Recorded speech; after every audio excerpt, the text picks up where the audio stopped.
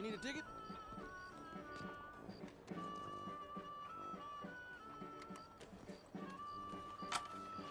Can I buy a ticket, please? Make your way through the doors on either side of me.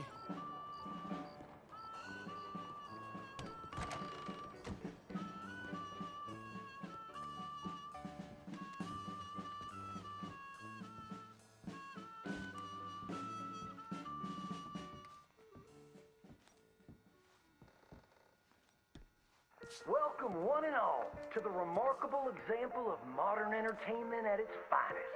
Now, most of you young'uns, I'm sure, know about our great national hero and pioneer, Josiah Blackwater. Him that gave the town of Blackwater its nomenclature. You see, only about 100 years ago, weren't nothing here but big old forest, ferocious beasts, surly savages, arid deserts, and unconquered mountains. The West, well, the whole West was untamed. Your mama probably told you bedtime stories about Josiah's many adventures, but I'm gonna tell you a story you ain't likely to have heard about his possum hat. Now, Josiah Blackwater was born in the year of our Lord 1782 in a log cabin just west of Ansburg. He was a special boy. His pa gave him his first rifle when he was 3 years old. Boy, he took to it right away. He exclaimed, "There's a whole mess of critters out there in the woods that aim to eat us, so I'm gonna consume them first." Yes, sir. He really took to killing all manner of things.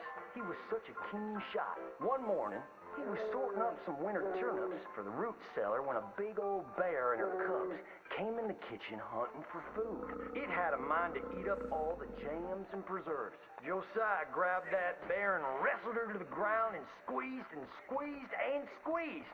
He whooped the tar clean out of that big old critter. Then he tied her up and grabbed them cubs and ground them into sausages while the mama bear watched.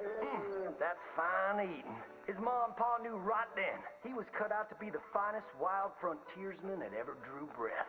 But first, they wanted him to get some book learning. After only 3 days of attending school, Josiah beat the living daylights out of the class bully and announced to his daddy that he was tired of ciphering and mathematics on account it's only good for adding up the number of critters or Indians you can kill. So he ran away from home and headed west. Now, these lands were occupied by savages then, and when Josiah Blackwater came scouting through, he recognized it to be a land of splendor, wasted on those that couldn't appreciate it on account of worshiping false idols.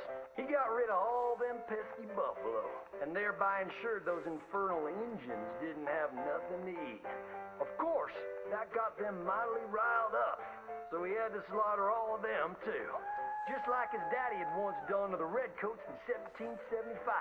Right about that time, he met an Indian girl he took pity on account of having annihilated her family. She was 12 years old, and so he took her as his wife. She gave him 2 sons before she died of typhus. Now, y'all know that Josiah Blackwater wore a possum for a hat. But most don't know how that came to be.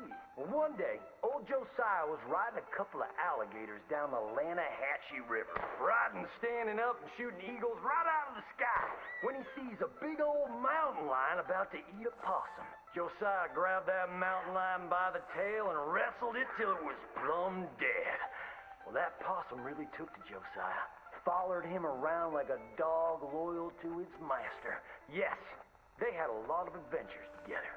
Now, Josiah never cried a day in his life, but he pert near did on the day that possum passed, for they were mighty fine friends. So he skinned it and made it into a hat. Back in them days, a possum skin was as good as money, but he never parted with that hat, not even for $10. Once he founded the town of Blackwater, he sent word for settlers to come.